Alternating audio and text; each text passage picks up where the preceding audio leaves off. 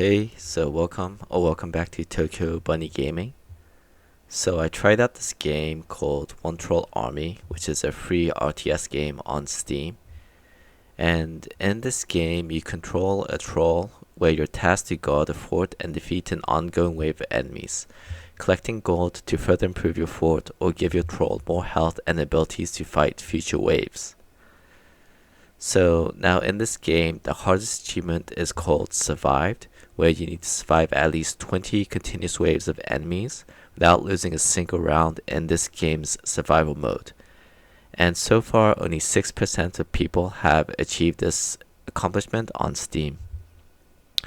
So now, as someone with some time on their hands, I want to see what happens if I survived 100 rounds and lived to tell the tale. Are you stupid? Yes. So sit back, relax, and maybe you too can also pick up some tips on how to survive 20 rounds to get this achievement. So like all survival modes, the key is building up your fortifications as quickly as possible. I want to start developing my core 4 buildings so I can recruit more workers and further upgrade my town.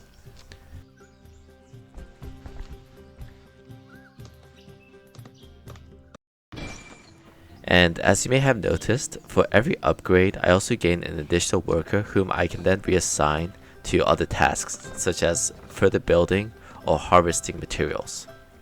So I keep 4 workers to maximize my building speed and allocate my new workers to start collecting wood.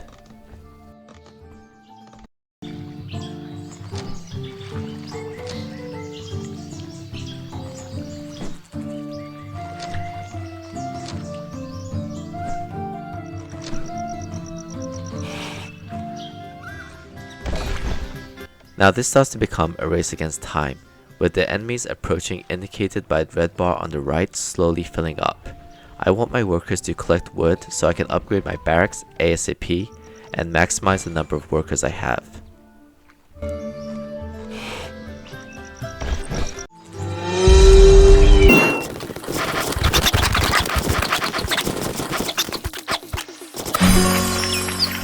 And despite the fact that I have a weak troll, the first 4 waves are quite easy to dispatch. So I want to focus on having my workers loot to obtain another limited resource after every wave, and have one work on repairs while the others build or mine. I also want my troll to regain its health through shaman healing, since my troll is currently my last and only defense, and if my troll dies, it's game over for me. I also choose to prioritize building my northeastern defense tower over my other towers. Since enemies mostly come from the north or the east, this tower will see the most action relative to the other towers. I also want to visit the town hall and upgrade my workers so their productivity increases, moving faster and collecting more resources per delivery. This will naturally pay dividends down the line in both stocking up more materials quicker and selling them for gold or upgrades to the store, which I will continue to do throughout this run. I also want to start building out my other 3 towers, prioritizing the east and north towers first due to the direction of the enemies, but eventually build out all 4 towers and my wall before going on to stronger fortifications. I also do not want to get caught building my wall halfway through an attack, or that's just asking for a quick defeat.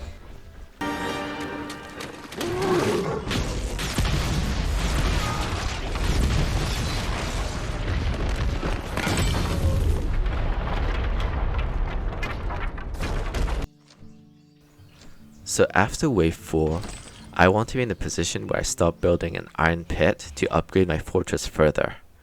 Wave 5 will start bringing enemies from the north, but since we also have towers set up, we're prepared to meet them.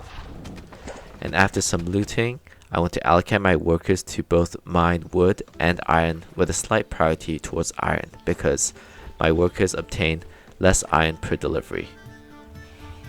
I also decided to hire a mercenary after wave 5 to give my fort a bit more of a defense, just in case the need arises. So with iron now in my storage, I can now start upgrading my core buildings again, like the town hall. I also choose to rearm my towers at this stage, converting my stone throwers into bombers due to their higher damage output. I also choose to rearm my towers early since rearming them at level 1 is much cheaper than rearming them at level 3. I also want to begin upgrading my troll by purchasing the Quake ability, providing my troll with an AoE attack. I also want to prioritize upgrading my store to increase my storage capacity for materials and the barracks. I take this time to begin rearming my other towers, converting all of my stone throwers into bombers for the higher damage output. I also reallocate more workers into builders during this phase, since I don't want my towers to be out of commission during an enemy attack. Enemies come from the west from wave 8, but do not become a significant threat until wave 10.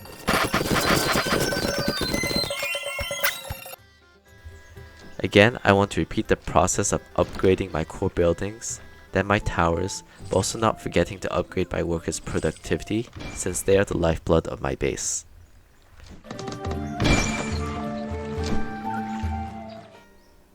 But around wave 11, I want to prioritize building my stone pit before upgrading my wall and my least useful tower. This is due to the fact that mining stone is the most difficult for my workers, but also has the highest value when trading in the store, so it's a great source of materials to have. I can now also upgrade my core buildings to the highest level, allowing me to upgrade my workers to the highest proficiency as well.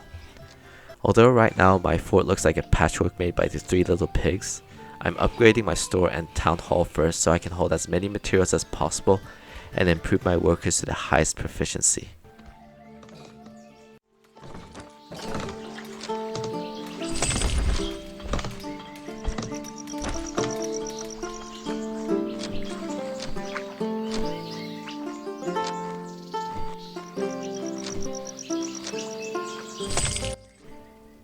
And now, after upgrading my workers to their full potential, I head into the mid game.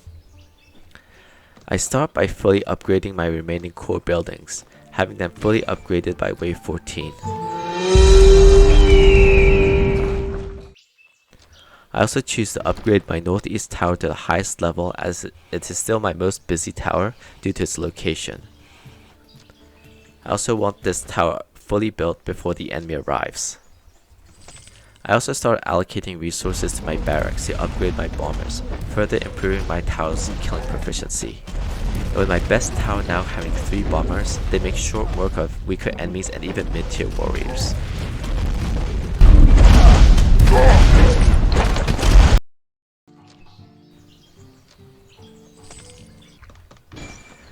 After wave 15, I also take this time to upgrade my troll's health to max, as well as upgrade my southeast tower to level 3, giving my troll almost as much health as my wood fortified fort. After all, having my troll die here would reset my progress as well. By this point, my towers are strong enough to deal with most enemies, with the only issue being catapults and arrow cannons due to them being out of the range of my bombers.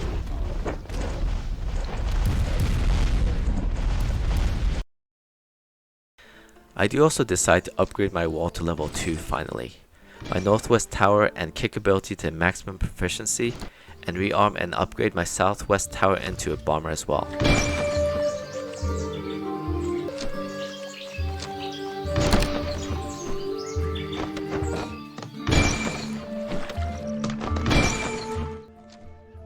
Since I have the resources and it's better to be safe than sorry, I also sell resources to purchase 2 more mercenaries from my tavern. 70, 80, 90, and that makes an even 100. Now if I was going for the achievement only, I'm entering the endgame, so my focus is now on strengthening my fort for the final couple of waves. With my towers and fully armed 4 mercenaries, enemies are quite easy to deal with now. So I keep mining, upgrading my southeast tower to level 3, and face off with the next 3 waves.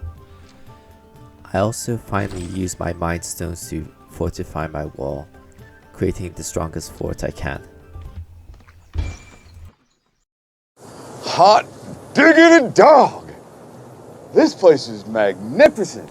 I also started investing more in my troll. Although I'm quite happy with my troll using Quake and Kick to deal with my enemies as well as its maximum health to tank stronger foes, I also decided to invest in my troll further.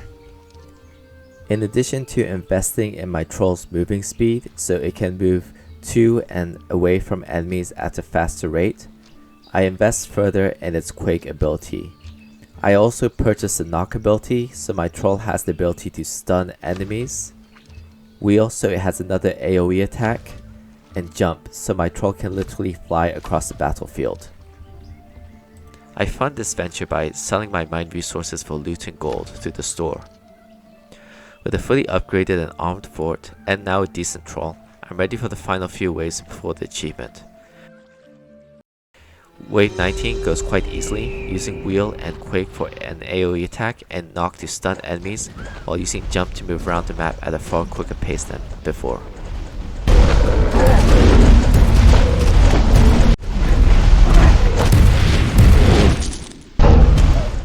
And now, since everything in my fort is upgraded, I use my resources to fully upgrade my troll.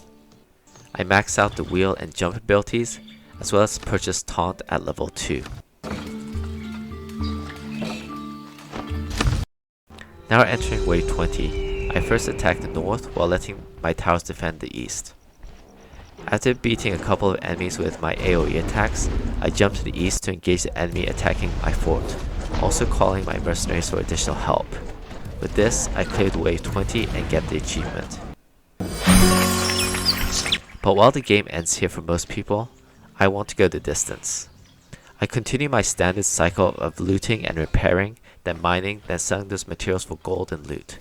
I then use this gold and loot to upgrade my warriors and my troll. Now wave 22 starts to show some resistance. There are more boss enemies and even my troll gets knocked down on his back after going mano a mano against the strongest boss in the game. But it really wasn't anything my troll couldn't handle, and I continued to progress through the waves, replacing dead mercenaries and upgrading my troll with the loot and ram abilities. I now also choose to upgrade my shaman healing, essentially proving that even with just basic healing, your troll can get you past wave 20. I also choose to purchase a level in awesomeness to fully complete my troll, although this upgrade in itself is completely useless and is really meant for an in-game objective. I did also rearm my southwest tower from a bomber into a catapult, since its increased range will allow to also engage with enemies posted on the north or east. So as the waves progressed, enemies started hitting harder and faster. I unfortunately could not upgrade my troll or my fort any further. So after following the same cycle of looting and mining, my stores were also starting to get full, with loot being full by wave 30, gold by wave 40, and all my storage and coffers overflowing by wave 49. I also start to engage with enemies earlier before they're fully prepared, both to take out the enemies before they are fully mobilized and to speed up my progress to reach round 100. Enemies can now melt my troll's health quite quickly if I'm not too careful, so I can't be too reckless. I need to rely on my towers to deal the majority of damage for me, while I use taunt to attract enemy aggro to my troll and away from my fort. Luckily, taunt redirects all enemies to focus completely on my troll, allowing my troll to run around my fort while my towers can destroy my enemies without further damage. But with full storage capacity and no means of adding more space, I've stopped looting and I'm just focusing on refilling my mercenaries and repairing my fort and troll for the next wave. Enemies are getting tougher however, easily taking my troll's health down from 4000 HP to sub 1000. But the cycle has already been perfected. I loot and repair until I'm back to full health, hire up to 4 mercenaries, then engage the enemy when they appear. I attack the northern enemies with Quake, Wheel and Strike, then jump to the east. Taunt to draw aggro, then headbutt to the waves of the enemies to stun them before running away for my towers to deal the final blows. I also need to start managing my aching wrists and fatigue from staring at the screen for too long though. Enemy damage continues to ramp up, with the waves being able to melt my fort and troll now. I even had a close call on wave 82 where my fort went down to triple digits because I misclicked my taunt.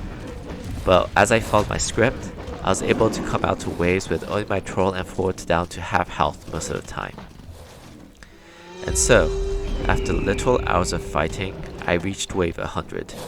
I followed my script of attacking the north, jumping to the east, taunting, then headbutting with my dash before running while my towers and mercenaries did the work for me.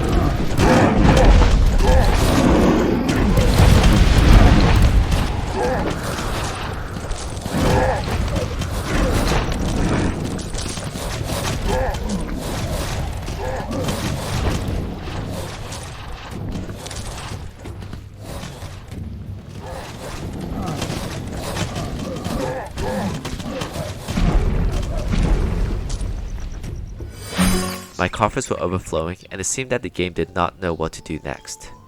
One eternity later. So as I wait, I see the game decides to continue with wave 101.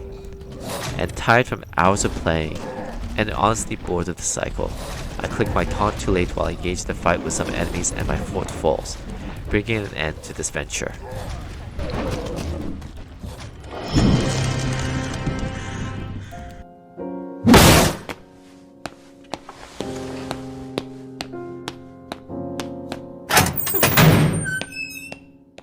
So, for my final thoughts, this was a pretty insane run, and I wouldn't be surprised if this was some sort of record. It was very tedious, since this run literally took about 6 hours to complete, following the same cycle against wave over wave of enemies that continued to batter my fort. It was an interesting challenge, but due to time sink, it's not one I'm thinking of trying again anytime soon. I do also have a link to the full run in the description if you have 6 hours to kill. But regardless, thank you for joining me on this small challenge I tried out for myself. If you enjoyed this challenge and want to see similar videos of me doing challenges for this game or others, please give a like, comment, and subscribe and see where I try it next.